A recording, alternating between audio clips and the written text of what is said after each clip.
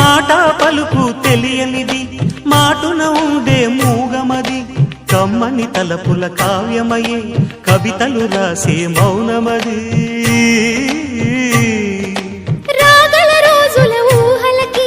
స్వాగతమిచ్చే రాగమది శృతిలయలరగని ఊపిరికి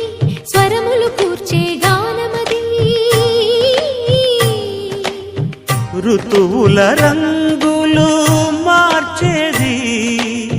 కల్పన కలిగిన మది భావం బ్రతుకును పాటగా